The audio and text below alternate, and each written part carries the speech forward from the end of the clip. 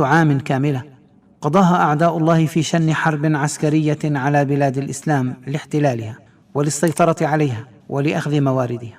100 عام أخرى بعدها حاربنا أعداء الإسلام حربا فكرية ليتمكنوا من الثبات على أرضنا وتحقيق أهدافهم في القضاء على حضارتنا. نعم أيها الإخوة المسلمون، 100 عام شنوا علينا حربا عسكرية استخدموا فيها كل ما يملكون من عتاد حربي تدميري وخطط وبرامج عسكرية، لكنهم منوا بالفشل، مما دفعهم ولمدة 100 عام أخرى أن يشنوا علينا حربا من نوع آخر، وغزوا له صوره وأشكاله هو ما يسمى بالغزو الفكري، الأمر الذي جعلهم يفكرون باستخدام المكر والخداع بدل القوة والجبروت، فعمدوا إلى ما يسمى بالحرب الفكرية أو الغزو الفكري. رئيس مجلس العموم البريطاني قال بالحرف الواحد: لن يقر لأوروبا في بلادهم قرار ما دام هناك قرآن يتلى وكعبة تزار. لقد وضعوا الخطط والبرامج الكفيلة بتحقيق مآربهم والوصول إلى أحسن النتائج، فكان الغزو الفكري هو السبيل لتحقيق كل ما يريدون. فما المقصود بالغزو الفكري وما هي الأساليب المستخدمة فيه؟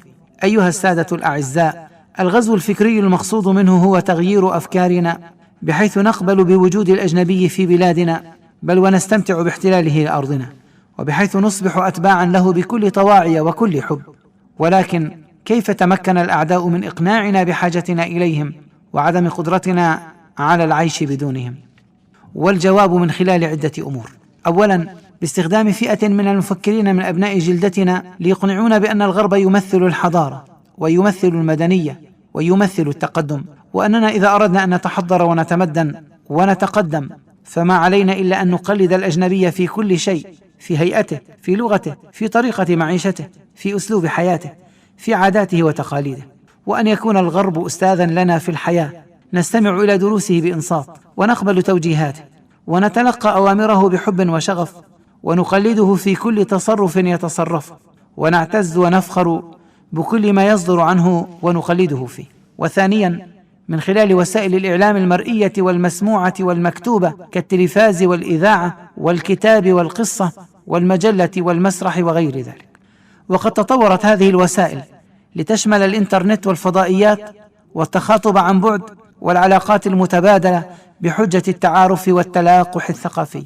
فمن خلال هذه الوسائل اقتحم الغرب بيوتنا الآمنة بحب منا ورضا، فدخل بأفكاره المسمومة إلى كل بيت وغزانا في عقر دارنا، وأفسد علينا قيمنا وأخلاقنا، وجعلنا متعلقين بكل ما يعرضه علينا عبر شاشات التلفاز ومواقع الإنترنت والفضائيات، فأصبح أبناؤنا وبناتنا يخلدونه في كل شيء، في اللباس وقصة الشعر وطريقة الكلام وأسلوب الحياة، حتى الأساليب الخاطئة التي يعالج الغرب بها مشاكله صرنا نعالج مشاكلنا مثله، وأصبح الحلال ما حلل الغرب والحرام ما حرمه، فكل ما حرمه الشرع علينا أصبح مقبولا عندنا. كل ذلك روج له الغرب بصور فيها من التشويق ما فيها عبر المسلسلات الأجنبية وأفلام الأكشن، وعبر المسلسلات الرومانسية التي تتحدث عن العلاقات الغرامية ما قبل الزواج وأثناء الزواج وبعد الطلاق.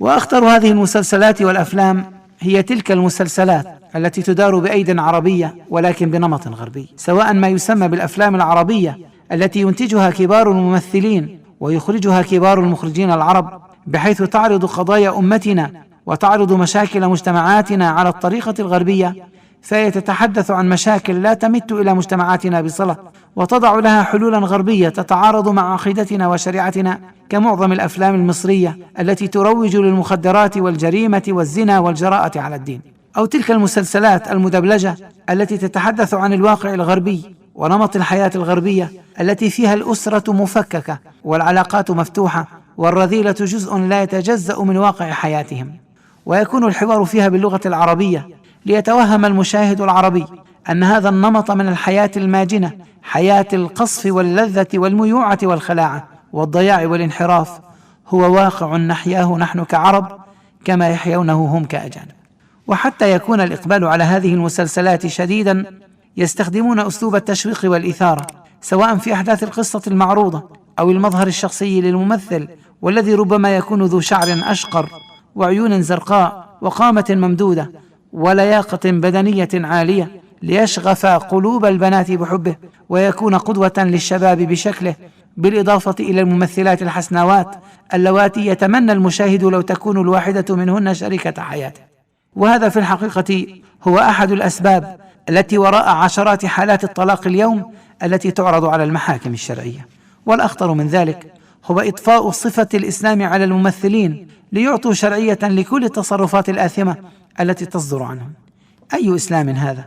أي إسلام هذا الذي يجمع فيه الممثل بين الصلاة والزنا؟ أي إسلام هذا الذي يجمع فيه الممثل بين الصيام والإفطار على الخمر؟ أي إسلام هذا الذي يجمع فيه الممثل بين الزواج الشرعي والخيانة الزوجية؟ إنما يريده من روجوا لمثل هذه المسلسلات وهم في الحقيقة أعداء هذا الدين أن يكسروا حاجز الحرام في قلوب أبنائنا، وأن ينسفوا كل القيم التي تربى عليها شبابنا وبناتنا ورجالنا ونساؤنا.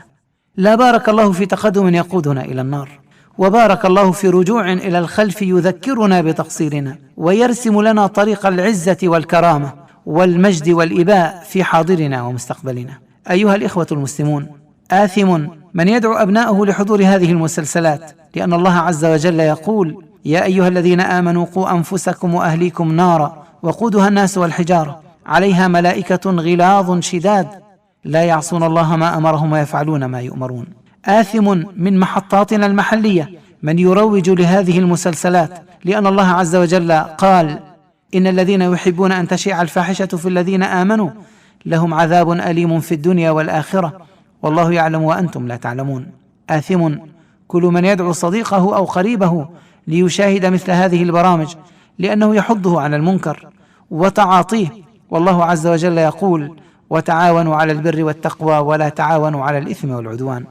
لا تقولوا الشيخ يبالغ، ولا تقولوا أنتم تصنعون من الحبة قبة، إنما نضع النقاط على الحروف ولا نجامل في حق الله أحدا، وإنما نحن نذكر، وقد قال مولانا جل وعلا: وذكر فإن الذكرى تنفع المؤمنين. وإذا أردت أن تدرك أن حضور هذه المسلسلات خطأ أم صواب، فقل لي بالله عليك، إذا حضرت بين يدي الله عز وجل يوم القيامة فسألك عن مشاهدتها فماذا سيكون جوابك؟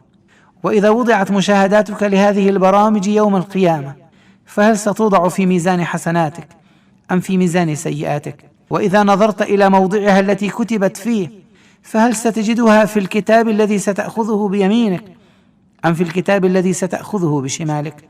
وإذا كتبها الملك عليك فهل سيدونها عليك حسنة أم سيدونها عليك سيئة؟ إن أطفالنا الصغار اليوم يشاهدون مثل هذه المسلسلات دون رقيب أو حسيب. ترى على أي الأخلاق سينشأ هؤلاء الفتية الصغار؟ وقد قال ذلك الشاعر: وينشأ ناشئ الفتيان منا على ما كان عوده أبوه. فلنتق الله ولنحذر ولنتخلى عن هذه القاذورات. نسأل الله تبارك وتعالى أن نكون ممن يستمعون القول فيتبعون أحسنه. وإلى لقاء آخر، نستودعكم الله، والسلام عليكم.